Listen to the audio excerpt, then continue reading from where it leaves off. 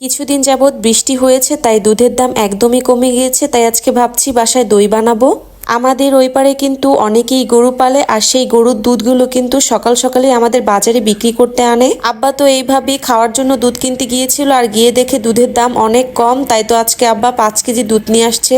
সচরাচর তো দুধের দাম থাকে 70-80 টাকা করে, আর আজকে দুধের দাম ছিল 50-60 টাকা করে। প্রথমে তো ভেবেছিলাম পায়েস রান্না করব, তারপরে ভাবলাম না আজকে দই বানাই। দুধের দাম এরকম কমলেই আমরা পায়েস রান্না করে খাই, তাই আজকে ভাবলাম না একটু দই বানিয়ে খাই। মা একটা মাটির পাতিলাতে মাটি মেখে এরকম চুলায় বসিয়ে দিল, আর দুধগুলো সব মেপে নিল। দুধ যেই পরিমাণের আছে তার অর্ধেক থেকে একটু বেশি পানি দিয়েছে। এখানে 5 কেজি দুধের ভিতরে 3 কেজি পানি দিয়েছে। এখন কিন্তু দুধগুলো জাল দিতে হবে, আর এর মাঝে আপনাদের সাথে একটা প্রোডাক্টের রিভিউ শেয়ার করব।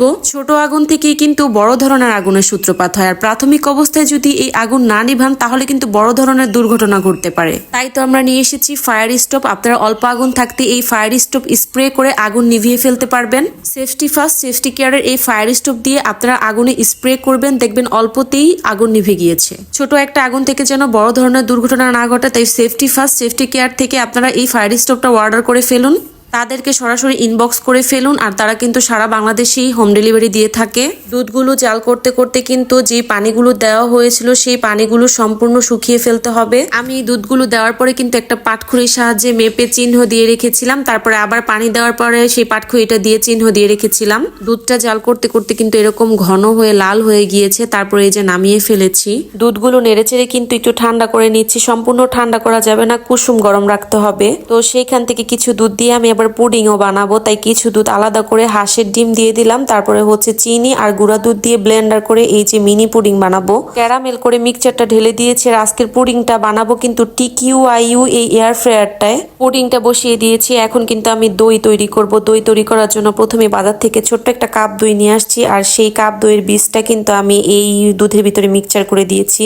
এবার কিন্তু মিশ্রণটা ভালো মতো ওই দুধের ভিতরে মিশাতে হবে। তারপরে এই যে আমি মাটির পাত্রে দই পাতবো, তাই দুধগুলো এই যে মাটির পাত্রে দিয়ে দিলাম। মাটির পাত্রেই কিন্তু এই দইগুলো ভালো বসে, কারণ যে এক্সট্রা পানি থাকে সেটা কিন্তু এই পাত্রেতেই শুষে নেয়। দই বানাতে বানাতে আমার এই যে এয়ার ফ্রায়ারে পুডিংও হয়ে গিয়েছে। এই TQIU এয়ার ফ্রায়ারে আপনারা খুব সুন্দরভাবে কিন্তু পুডিং বানাতে পারবেন। আমি কিন্তু পুডিং এর ক্যারামেলটাও এই এয়ার ফ্রায়ারে করেছি। সত্যি বলতে পুডিংটা খেতেও অনেক মজা হয়েছে। আর এই যে পরের দিন সকালবেলা কিন্তু আমাদের দইও হয়ে গিয়েছে। 7-8 ঘন্টা পর আমি দইটা বের করেছি। দইটা ভালো জমেছিল, আর খেয়ে তো সবাই বলেছিল অনেক মজা হয়েছে।